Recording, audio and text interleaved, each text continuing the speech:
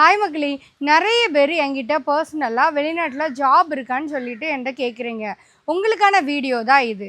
Coming June 17th Garuda career உங்களுக்கான ஒரு app launch பண்ணுறாங்க. இந்த ஆப்பு சேம் லைக் லிங்க்டின் டுபிசல் மாதிரி இந்த ஆப்பில் நீங்கள் ரிஜிஸ்டர் பண்ணுறதுக்கு எந்த ஒரு பேமெண்ட் எதுவுமே பண்ண வேண்டாம்.